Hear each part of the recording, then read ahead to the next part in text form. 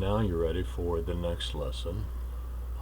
16.2 talks about solving x squared plus bx plus c equals 0 by factoring. Now remember, in the first lesson, what you guys just did in 16.1, you solved quadratic equations by using the square root method.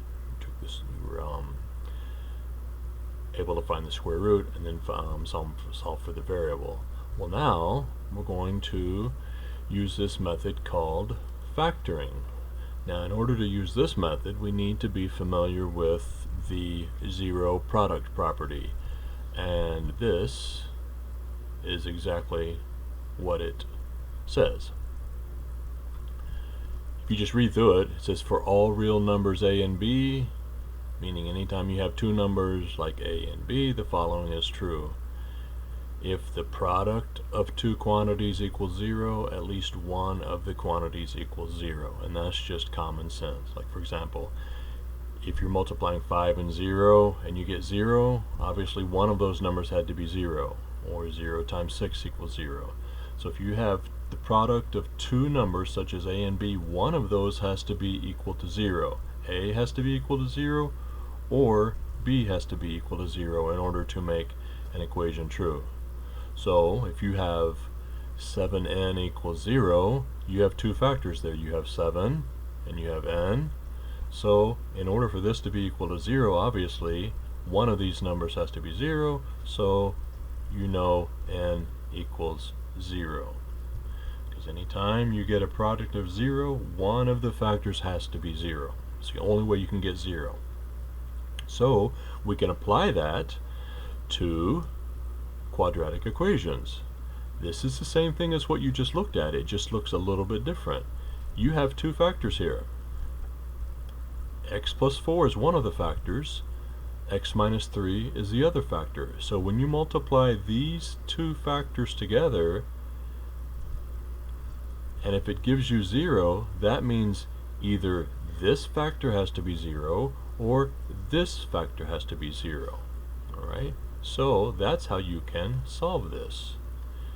You can solve this by saying, alright, if this equation is true, that means x plus 4 has to be 0, or the other factor, x minus 3, can be 0. And then you just solve each equation, subtract 4 from both sides, and you get x equals negative 4. Over here, add 3 to both sides, and you get x equals 3. So there's your solution to this equation by using the zero product property. And if you check it, if x is 4, what happens? If x is negative 4, negative 4 plus 4 is 0. So now all of this became 0. And then it doesn't matter what this is, because 0 times this amount is going to be 0. And if you substitute, negative 4 minus 3 is negative 7, so that would become 0 times negative 7, 0 times negative 7 is 0. And if you substitute the other value, what if x is 3? Well, now, notice what happens here. If x is 3, 3 minus 3 becomes 0, so 0 times all of this is going to give you 0. And if you substitute it completely, if x is 3, then you have 3 plus 4, which is 7, and then 3 minus 3, which is 0. 7 times 0 gives you 0. So you used the zero product property to solve for x. So x could have two different values to make that equation true. So you might want to put this on pause and try to think about what the answers for these are going to be, and then look at it. So I have x minus 1 times x plus 3 is equal to 0. So using the zero product property, that means this, if this is 0 or if this is 0, it will make this equation true. So I make x minus 1 equal to 0, or x plus 3 can be equal to 0. Then add 1 to both sides, you get x equals 1. Subtract 3 from both sides, and you get x equals negative 3. So there's your solution to that equation. And if you substitute it, you see that it would give you 0 for both values of x. Over here, x plus 4 can be 0, or x plus 4 can be 0. What do you notice? They're exactly the same, aren't they? You could write it out twice if you want, but you don't have to because they're exactly the same. So you could say this could be 0, or this could be 0 again. For both of them, you're going to get negative 4. So the only value for x, when you subtract 4 from both sides, you get negative 4. So the only value that x can be would be negative 4. To make this 0, x has to be negative 4, or to make this 0, x also has to be negative 4 because the binomial is exactly the same. So your solution for this equation would only be the value of negative 4. All right? Sometimes you will have a trinomial and it won't be factored for you. See, here you already had two binomials, so this was already a trinomial that had been factored. Well, you might have an equation such as this, and you may be told to solve by using the zero product property. So if we have an equation like this, we could first of all create two binomials that would then allow us to solve for x and find out what the value is. Now keep in mind, and we'll see another example in just a second, when we're working with these quadratic equations and using the zero product property, our equation has to be equal to 0. Okay? So now that I've got it equal to 0, that means how can I factor x squared minus 4x minus 5? Well, I know the first term has to be x to get x squared. And then to get negative 5, that means I know one of them has to be positive, one has to be negative.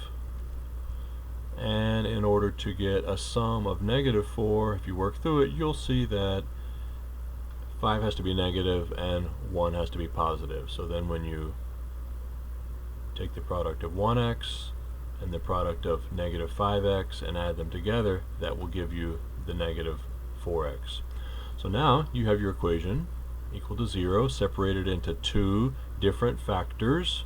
So that means in order for this equation to be true, x plus 1 can be equal to 0, or x minus 5 can be equal to 0.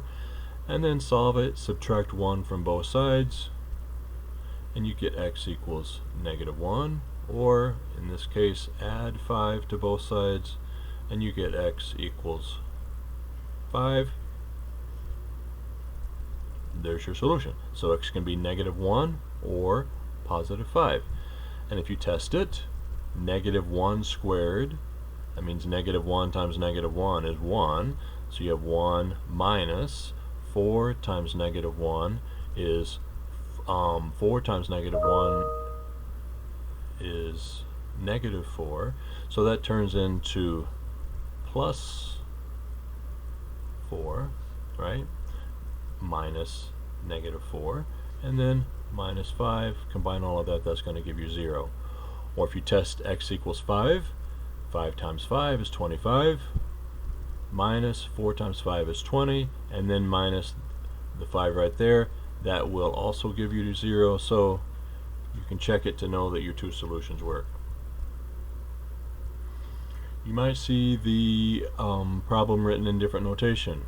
It might say find the zeros of the function.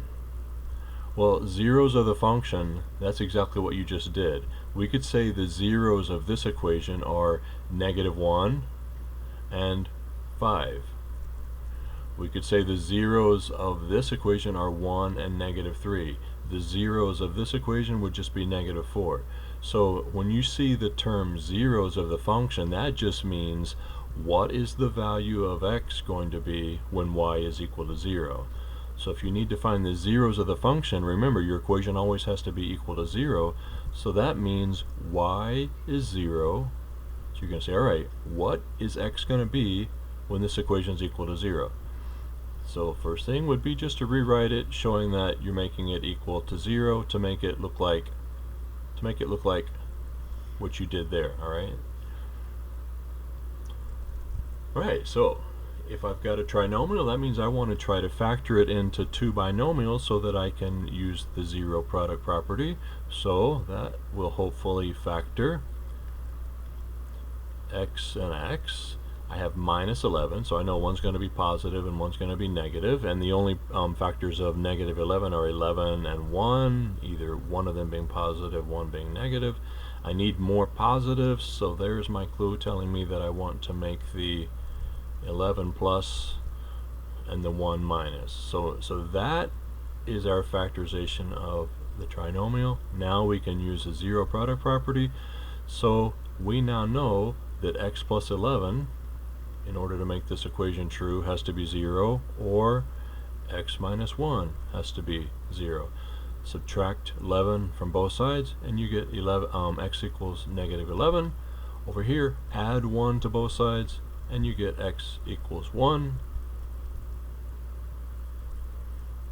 So your solutions, or your zeros for this function, would be negative 11 or 1. Zeros just means solutions to the function when y is equal to 0. Sometimes if you need to solve the equation, you may need to first write the equation in standard form. And remember, the standard form for a quadratic equation is ax squared plus bx plus c equals 0. These equations have to equal 0 in order to use the zero product property. So what do you think the first step would be here? Well, in order to make this equal to 0, we can undo or make a 0 pair with the negative 6. So we need to add 6 to both sides. So now we have